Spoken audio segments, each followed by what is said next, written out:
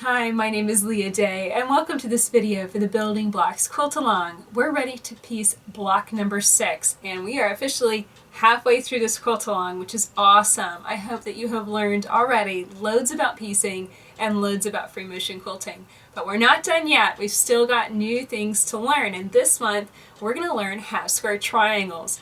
And I know triangles might sound really intimidating and scary. Don't worry, these are pretty easy because the way I designed this block, I designed the half square triangles to finish big. So that way we can cut them down accurately, and then it will be just like putting together a 4-patch block. We're working on a pinwheel, but essentially once we get our half square triangles done, it's going to be putting 4 pieces together like a 4-patch, like we did with block number 1. So it's not going to be too scary. We're going to have fun every step of the way. So let's get started. So here's our block. This is what we're going to have whenever we finish up. But right now you should have some squares. And I'm working with a fabric A square and a fabric B square. And the very first step you want to do is grab a ruler that's at least as long as the diagonal of that block. So that way you can mark this diagonal line, and you want to line up the edge of your ruler so that you are corner to corner and make that mark. That is just kind of a baseline to help get us started. Okay, so you want that to be nice and dark so you can see it. Now we're going to measure, we're going to put that mark right on a 1/4 inch line. The 1/4 inch line inside of our ruler. Put it right there, and we're going to make another mark, this time to the right hand side. And then we're going to remove our ruler again, this time placing the 1/4 inch mark so that we have a 1/4 inch measure to the left hand side of it.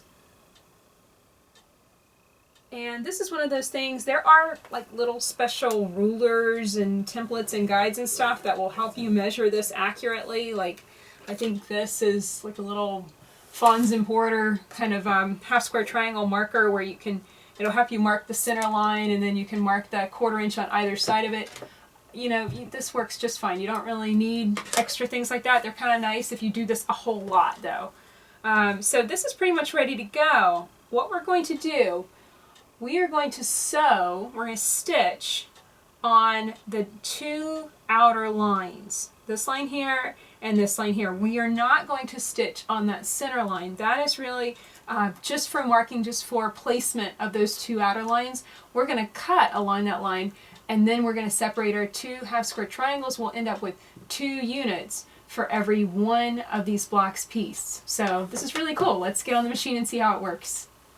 Okay, I am working to align these 2 pieces. You want to just make sure that the 2 pieces, they're pretty big squares, are nicely aligned together. And so all these corners are really nicely together, both on the fabric A and fabric B. Okay, and then you're going to just gently lift your presser foot. Helps if your needle's in the down position. That makes things a lot less chaotic. And then you're just going to start stitching right on that marked line. Now, another thing you might notice, well, why are we bothering to mark these lines? We could just run our foot against that center line and reduce a little bit of the marking time. And that's absolutely true. If you want to do that instead, you can just mark the center line, use a 1/4 inch foot, this patchwork foot, and then you can do it like that too. I like having the lines marked just simply, mostly in case you don't have a piecing foot like this. A lot of piecing feet are different, and they don't give you the 1/4 inch to both sides. This foot does. So it's one of those things that's kind of nice to have those lines marked, so that way you can just simply stitch right on top of it, don't stitch off the line, and you'll be set up just right. Now I'm going to stitch off this chain piecing onto my scrap charger. This just helps me avoid having those long nasty thread tails. And then now I'm going to stitch the end of it and onto the other line. So there we go. We've got our block nicely stitched, and none of this was intimidating so far. You know, it's just basically stitching on a marked line. It's not scary. It's not rocket science. But now we're going to turn this square into a half square triangle. And what we do is just simply take a pair of scissors, or you can go to your rotary cutter if you need to, if you want to go to your mat. I just grab my scissors and just slice right on that marked line, and that's going to open up these 2 blocks.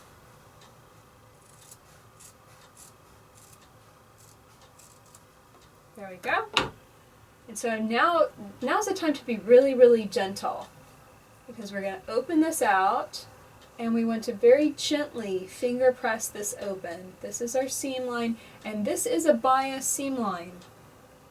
So if you're really rough with it, it will tend to kind of wiggle and shift and do funny things. So just be really gentle finger pressing this open, then take it to your iron and press it more firmly so it's all the way open. Do the same thing with your second unit. So you get 2 units out of every set of 2 squares that you piece.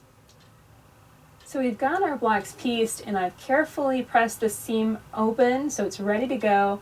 But before you start piecing these together into our pinwheel, we have to cut them down to the proper size. We pieced big, and now we cut down. And this also kind of cleans up these corners really nicely too. So I'm going to set this aside and show you how to cut this down to the proper size.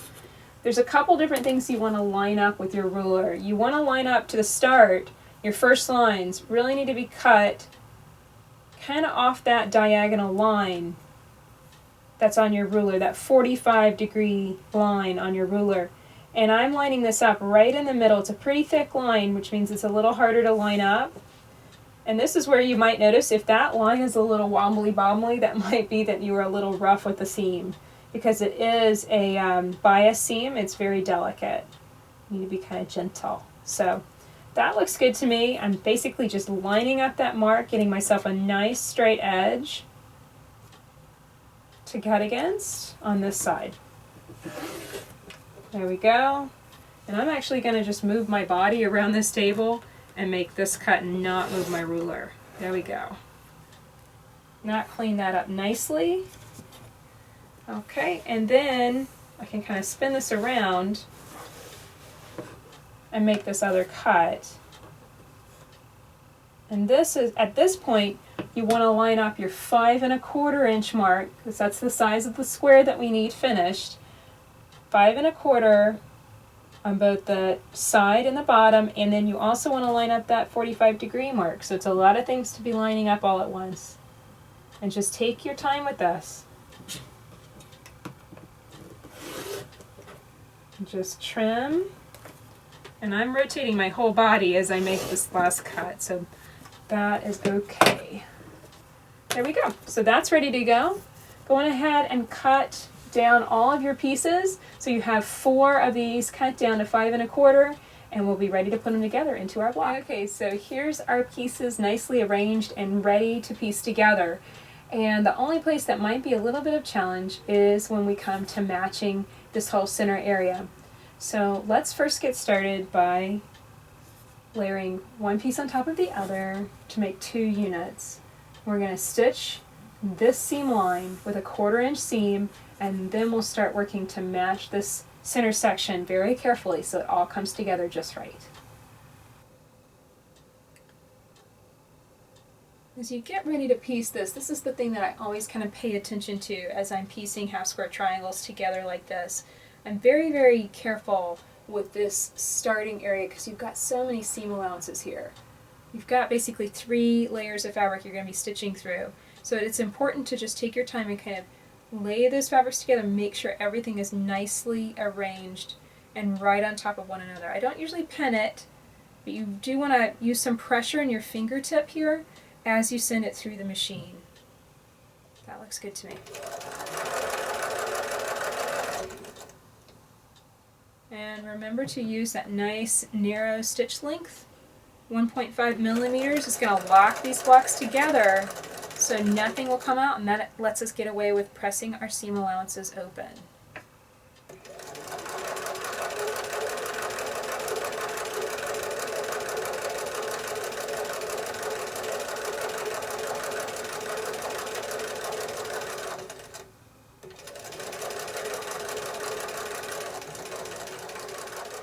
So here's our blocks already pieced together, and this is what you're wanting to see. You're wanting to see these pieces come together right at the seam point, You're also wanting to see about exactly a 1/4 of an inch from that point to the edges of this unit.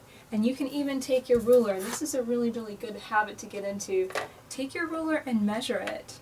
If it is off wildly by, like 1/8 of an inch, too small or too big, go on ahead and rip that seam out and do it again if you really want this to match. If you don't really care and it doesn't matter to you, then don't bother, obviously. Alright, again, very gently, finger press this open, and go on ahead and piece the other 2 pieces together the exact same way, and then we'll connect the 2 units together.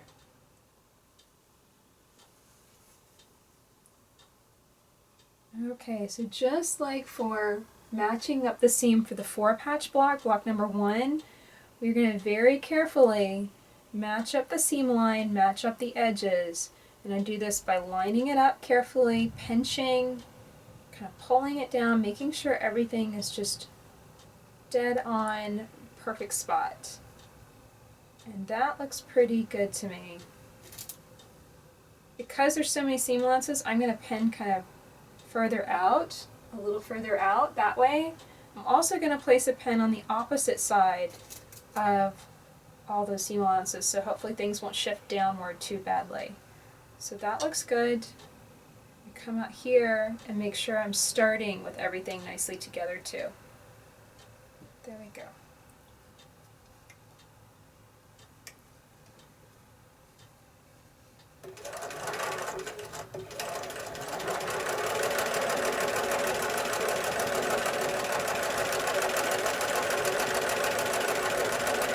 As you near the area, the center area that's going to be kind of big and bulky, just kind of make sure everything is in nice alignment. There's no baggy fabric or anything like that.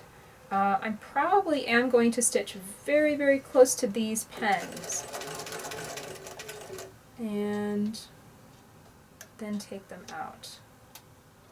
Sometimes I just go ahead and stitch through them, I'll be honest. If I'm really worried about that placement and things are moving around on me too much, I'll oftentimes go on ahead and stitch through a needle, a pen, and I do it very carefully like that. And don't do this very fast. Oftentimes your needle, as it comes down in the machine, will kind of, if it's going slow enough, it'll have this the time to kind of push the pen out of its way, and you won't hit it dead on.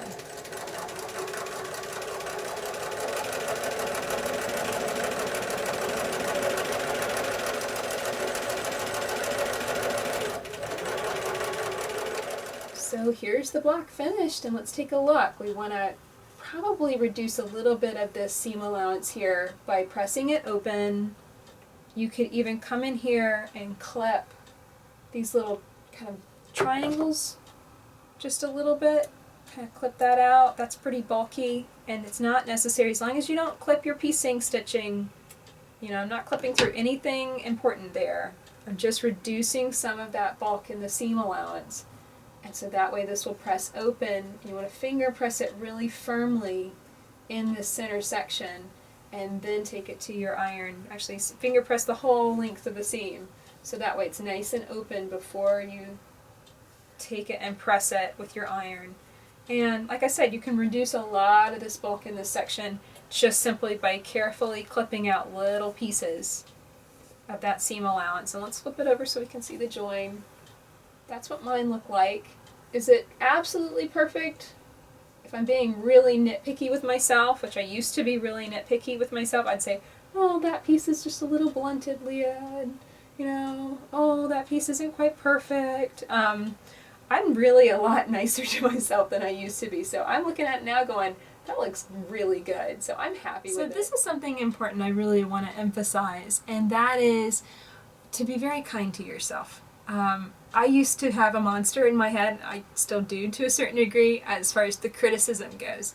That negative inner critic that's always looking at every little mistake, even mistakes that people would never see, and nitpicking it.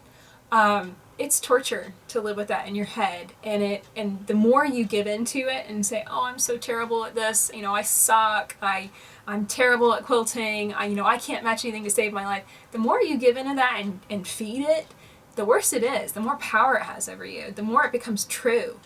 And I learned that the hard way. So I really want to encourage you to just be kind and gentle to yourself, and don't judge yourself off your first block. You know, if you sit down and piece this and it's not perfect the first time, please don't give up or don't beat yourself up for it. It happens. Quilting is a skill building hobby. We have to learn this step by step, block by block. You're not going to get it with your first one. You might not get it with your 10th, and that's okay.